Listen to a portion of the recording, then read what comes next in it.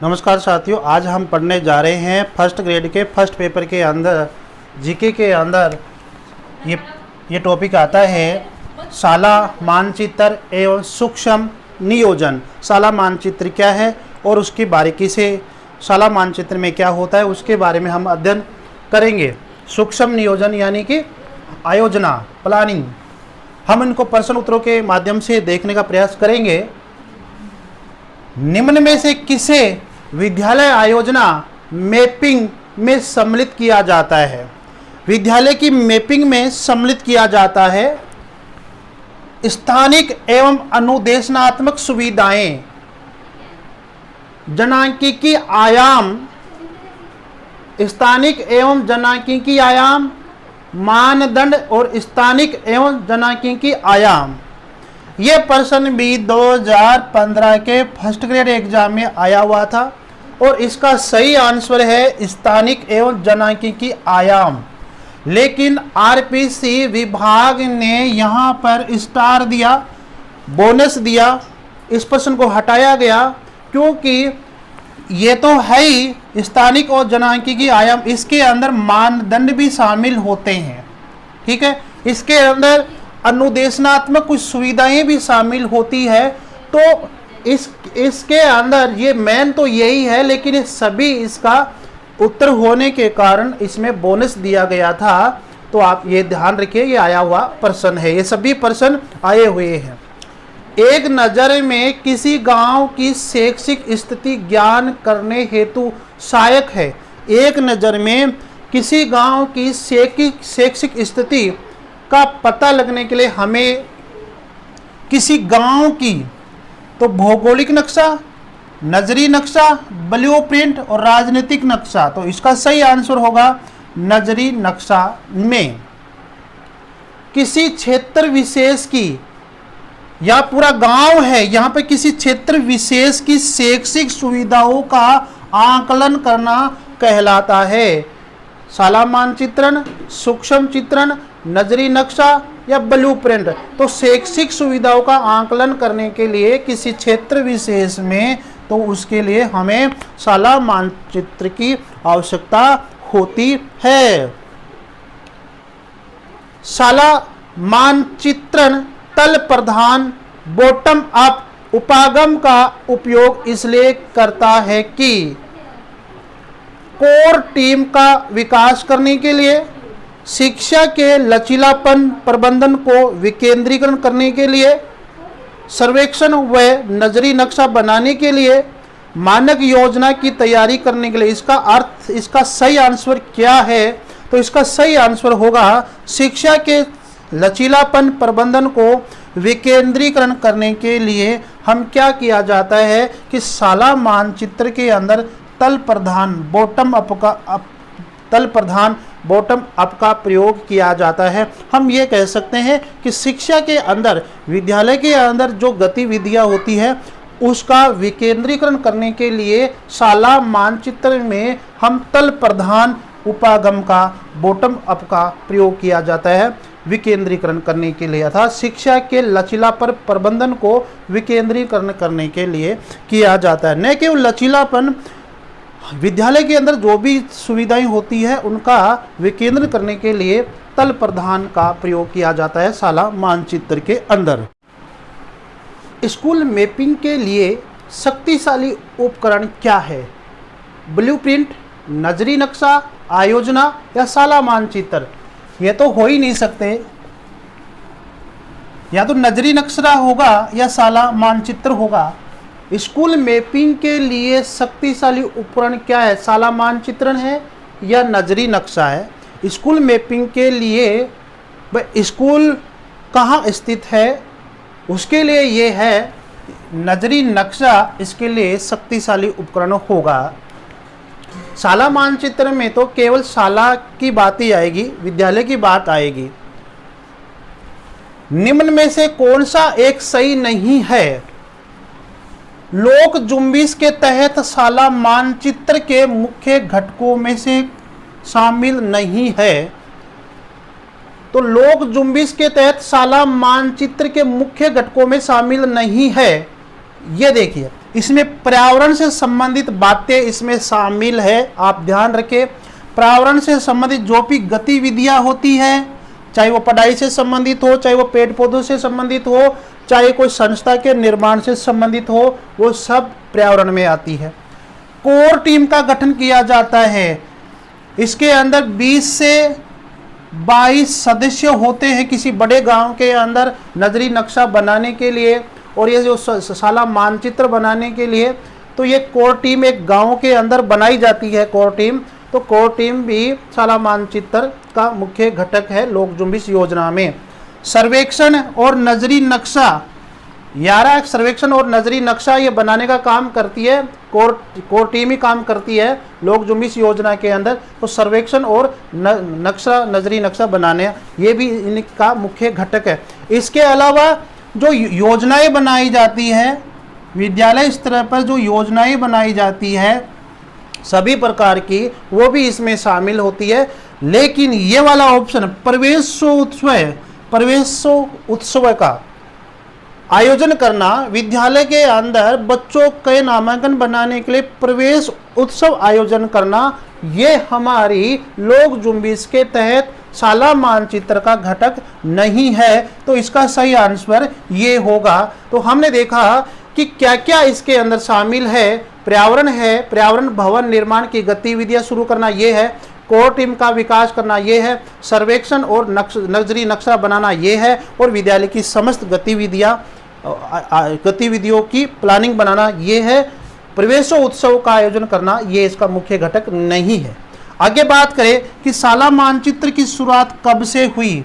साला मानचित्र की शुरुआत 1965 से या 1963 से या 1970 से या 1875 से। इसका सही आंसर होगा 1963 से हुई है। अगला क्वेश्चन देखते हैं, साला मानचित्रण की शुरुआत कौन से देश से हुई है। ब्रिटेन, भारत, फ्रांस और जापान, कौन से देश से हुई है। इसका सही आंसर होगा फ्रांस। कौन से देश से हुई है, फ्रांस से। हमारे भारत के अंदर, भारत में साला मानचित्रण की शुरुआत कब से हुई। भारत के अंदर साला मानचित्र की शुरुआत लोक जुम्बिश योजना के तहत 1992 के तहत हुई थी। भारत में साला मानचित्रण की शुरुआत 1992 में कौन सी योजना के तहत हुई थी। लोक जुम्बिश योजना के तहत 1992 के अंदर साला मानचित्र की शुरुआत भारत के अंदर होती है, ये आप याद रखें। लोक जुम्बिश योजना को कब बंद कर दिया गया था। लोक जुम्बिश योजना को 2004 में बंद कर दिया गया था और 2004 में ही इसे सर्व शिक्षा अभियान SSA सर्व शिक्षा अभियान में शामिल कर लिया गया था। भारत में लोक जुम्बिश परियोजना कौन से देश के सहयोग से जून 1992 के अंदर चालू की गई थी। तो भारत के अंदर लोक जुम्बिश योजना स्वीडन के सहयोग से, स्वीडन देश के सहयोग से चालू की गई थी। जन सहभागिता आगे है कि साला मानचित्रण क्या है। साला मानचित्र क्या है। जन सहभागिता के साथ गांव की शैक्षिक स्थिति का आकलन करना ही साला मानचित्रण है। ठीक है, यानी कि जन सहभागिता के साथ गांव की शैक्षिक स्थिति का पता लगाना, गांव की शैक्षिक स्थिति का पता लगाना साला मानचित्र है। साला मानचित्र का मतलब ये नहीं है कि विद्यालय की गतिविधियों का आकलन करना, यानी कि ये नहीं है। गांव के शैक्षिक स्थिति का पता लगाना, गांव के सभी लोगों की शैक्षिक स्थिति का पता लगाना क्या है, साला मानचित्रण है। न कि विद्यालय में जो बच्चे पढ़ रहे उनकी शैक्षिक स्थिति का पता लगाना। साला मानचित्रण से क्या होता है, ये साला मानचित्र किसमें होता है, किसमें ज़्यादा सहायक होता है। जब शैक्षिक स्थिति का जब पता लग जाएगा कि कौन सा बच्चा स्कूल में नहीं आ रहा है, कौन सा भी नहीं जा रहा है, कौन सा नहीं पढ़ रहा है, तो क्या है कि उनको स्कूल में जोड़ने से ये काम, स्कूल में उन बच्चों को स्कूल में जोड़ने में ये सहायक होता है। तो साला मानचित्र से विद्यार्थियों का नामांकन अच्छा रहेगा, ठहराव रहेगा और गुणात्मक शिक्षा की प्राप्ति में सहायक होगा। तो ये साला मानचित्र है वो गांव के जन सहभागिता के साथ ये काम किया जाता है। जन सहभागिता को ये पता लगेगा कि हमारे गांव के अंदर अमुक व्यक्ति या अमुक बच्चा क्या है कि शिक्षा से जुड़ा हुआ नहीं है, तो उसको वो विद्यालय से जोड़ेंगे। नजरी नक्शा बनाने वाली कोर टीम में न्यूनतम व अधिकतम सदस्य कितने होते हैं? तो इसमें न्यूनतम होते हैं 6 सदस्य और अधिकतम होते हैं 22 सदस्य। एक नज़र में ही किसी गांव की शैक्षिक स्थिति का पता लगाया जाता है। दीवारी नक्शा, शाला मानचित्रण, नजरी नक्शा या तीनों से? तो एक नज़र में ही किसी गांव की शैक्षिक स्थिति का पता लगाना होता है, नजरी नक्शा होता है। गांव के नजरी नक्शे में दर्शाने वाले चिन्ह, हम देखते हैं कि प्राथमिक विद्यालय का नजरी नक्शे में कौन से चित्र से दर्शाते हैं, क्या उसका एक चिन्ह होता है, बताइए आप जरा। देखिए, प्राथमिक विद्यालय का जो चिन्ह होता है नजरी नक्शे में वो होता है क्रॉस। क्या होता है? क्रॉस होता है। ठीक है, प्राथमिक विद्यालय का क्रॉस हो गया। तो उच्च प्राथमिक विद्यालय का क्या होगा? एक नजरी नक्शे के अंदर उच्च प्राथमिक विद्यालय का चिन्ह क्या होता है? तो आप ध्यान रखें, प्राथमिक विद्यालय का जो क्रॉस का जो निशान है वो तो रहेगा ही रहेगा। इसके ऊपर क्या हो जाएगी? एक बाउंड्री हो जाएगी। इसके ऊपर क्या हो जाएगी? एक बाउंड्री हो जाएगी। तो ये हो गया उच्च प्राथमिक विद्यालय का हो जाएगा। आगे बात करें कि माध्यमिक विद्यालय का नजरी नक्शे में क्या चिन्ह होता है, बताइए साथियों। इसका चिन्ह होता है त्रिभुज। क्या होता है? त्रिभुज। इस तरह की जो आकृति मिलेगी आपको वो होती है माध्यमिक विद्यालय का चिन्ह मिलेगा नजरी नक्शे के अंदर। अब बात करें हम कि उच्च माध्यमिक विद्यालय का नजरी नक्शे में क्या चिन्ह होता है, तो वही बात है कि यहाँ पर त्रिभुज बना दो और त्रिभुज के क्या लगा दो? गोल राउंड लगा दो, गोला बना दो। तो आप समझ गए होंगे कि प्राथमिक विद्यालय, उच्च प्राथमिक विद्यालय, माध्यमिक विद्यालय और उच्च माध्यमिक विद्यालय का नजरी नक्शे में क्या चिन्ह होता है। गांव के नजरी नक्शे के अंदर आंगनबाड़ी या बालवाड़ी का प्रतीक क्या होता है, चिन्ह क्या होता है? तो इसका प्रतीक यानी कि आंगनबाड़ी का प्रतीक होता है एक स्टार होता है। ये स्टार होता है इस तरह से, स्टार। ये आंगनबाड़ी बालवाड़ी का प्रतीक होता है। कुआ, बावड़ी, टांका, टंकी, इनका जो प्रतीक होता है वो होता है दो, आप समझ गए होंगे, दो इस तरह के जो वर्त होंगे, ऊपर नीचे बड़ा वर्त और उसके अंदर एक अंदर छोटा वर्त। वो जो चिन्ह होगा वो कुआ का, बावड़ी का, टांका और टंकी का होगा। हेडपंप का जो होगा वो हेडपंप जैसी आकृति का होगा। फिर भी मैं बताऊंगा आपको कि ऐसे करके, यूं करके ये जो चिन्ह होगा नजरी नक्शे के अंदर वो हेडपंप का होगा। पुलिस चौकी का जो होगा वो कैसा होगा? एक आयत जैसी आकृति होगी और उसके बीच में ये एक विकर्ण जैसा होगा। तो ये पुलिस चौकी का क्या है? नजरी नक्शे के अंदर चिन्ह होता है। नजरी नक्शे के अंदर पटवार भवन का चिन्ह क्या होगा? पटवार भवन का होगा कि एक वर्ग की आकृति का ऐसे चिन्ह होगा और इसके अंदर प लिखा होगा। ये चिन्ह पटवार भवन को दर्शाता है। पंचायत भवन का कैसे होगा? सेम ऐसे ही होगा, एक वर्ग जैसी आकृति होगी और उसके अंदर प लिखा हुआ होगा, लेकिन अंतर क्या रहेगा? यहाँ पर बिंदु रहेगी। उपासना स्थल का क्या होगा? एक छोटा सा वर्ग होगा ऐसा और उसके अंदर उ लिखा होगा। इसका मतलब हो गया कि उपासना स्थल, मंदिर, मस्जिद सभी के लिए। दुग्ध समिति के अंदर क्या होगा कि एक इस तरह से गोला होगा और गोले के अंदर क्या लिखा होगा? दू लिखा होगा। तो ये दर्शाने वाले चिन्ह है नजरी नक्शे के। बैंक का नजरी नक्शे में क्या होगा? इस तरह का एक डब्बा होगा, डब्बे के अंदर ही इस तरह से ये होगा।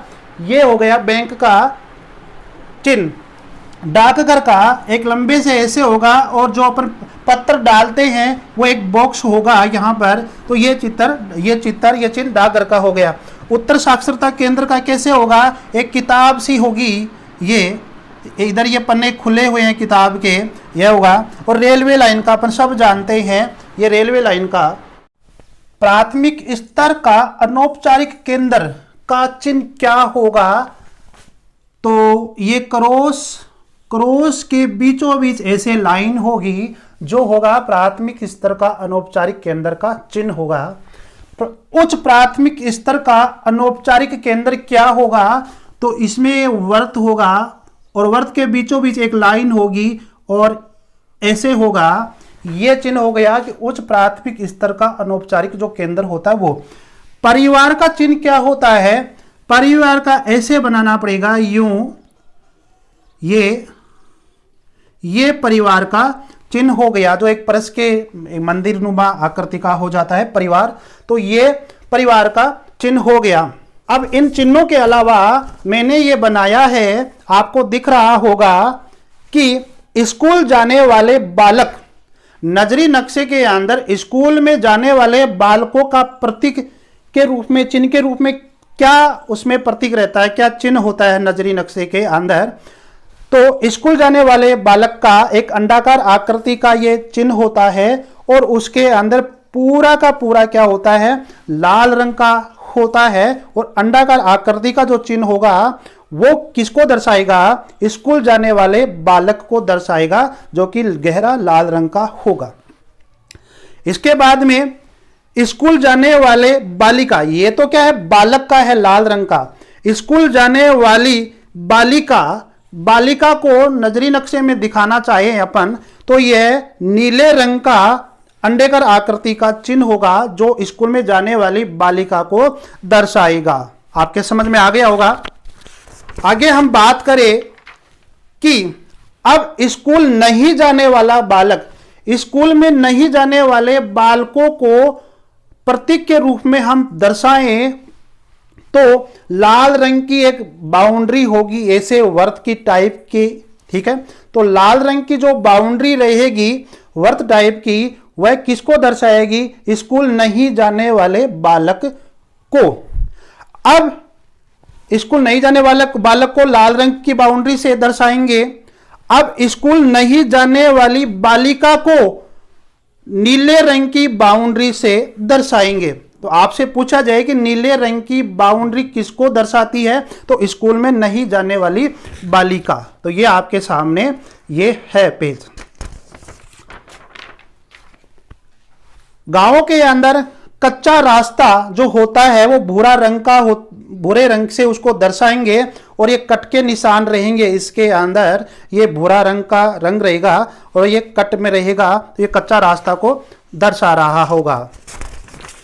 इसके अलावा कच्ची सड़क, वो कच्चा रास्ता था, कच्ची सड़क जो होगी वो भी भूरा रंग की होगी, लेकिन वो इस तरह से पूरी जॉइंट रहेगी, टुकड़े नहीं होंगे।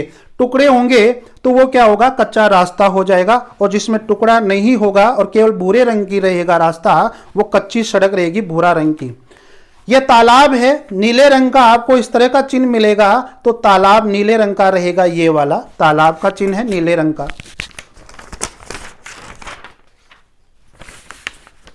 अब गांवों के नजरी नक्शे के अंदर पक्की सड़क जो कि काले रंग से होगी, तो ये जो रास्ता है आपको दिखाई दे रहा है काला काला, तो इसका चिन्ह कैसे होगा, नजरी नक्शे के अंदर पक्की सड़क काला रंग से होगी। ये यहां पर पानी का नाला, कोई पानी का नाला है तो वह नीला रंग का होगा, इस तरह से ये पानी के नाले का क्या होगा, चिन्ह होगा। डिस्पेंसरी स्वास्थ्य केंद्र लाल रंग का होता है, ये आप सब जानते हो। शाला मानचित्र का उद्देश्य नहीं है शैक्षिक स्थिति का आकलन करना, जन सहभागिता का प्राप्त करना, लैंगिक असमानता को बढ़ाना, शैक्षिक नियोजन में सहयोग। देखो, शैक्षिक स्थिति का आकलन करना ये है, जन सहभागिता प्राप्त करना ये भी है, और शैक्षिक नियोजन में सहयोग करना ये भी है। लैंगिक असमानता को बढ़ाना या कम करना शाला मानचित्र का उद्देश्य नहीं है। तो इसका सही आंसर ये हो जाएगा। ठीक है, सूक्ष्म नियोजन का भाग नहीं है। नामांकन, ठहराव, गुणवत्तापूर्ण शिक्षा व कोर टीम। देखो कोर टीम है ना, वो तो गांव के अंदर क्या है कि नजरी नक्शा और शाला मानचित्र बनाने के लिए ये कार्य करती है। तो सूक्ष्म नियोजन जो सूक्ष्म तरीके से देखा जाता है शाला मानचित्र के अंदर, तो वो नामांकन और ठहराव और गुणवत्तापूर्ण शिक्षा होती है। और कोर टीम जो है वो सूक्ष्म नियोजन का भाग नहीं है। किसी क्षेत्र विशेष की शैक्षिक सुविधाओं का आकलन कर उन्हें मानचित्र में दर्शाना कहलाता है। शाला मानचित्र, नजरी नक्शा, ब्लूप्रिंट या सभी। तो किसी क्षेत्र विशेष की शैक्षणिक सुविधाओं का आकलन कर उन्हें मानचित्र में दर्शाना कहलाता है, शाला मानचित्रण कहलाता है। एक नज़र में किसी गांव की शैक्षिक स्थिति का पता लगाना, यानी कि एक नज़र में किसी गांव की शैक्षिक स्थिति का पता लगाना, वहाँ की पानी की व्यवस्था का पता लगाना, वहाँ की स्वास्थ्य का पता लगाना, वहाँ की सड़कों का पता लगाना। ठीक है, ये सब जो होता है ना वो एक नजरी नक्शे में होता है। ये जरूरी नहीं है कि आपसे ये भी पूछा जा सकता है कि एक नज़र में किसी गांव की पानी की व्यवस्था का पता लगाना वही नजरी नक्शा आएगा। एक गांव में किसी गांव की शैक्षिक स्थिति का पता लगाना नजरी नक्शा आएगा।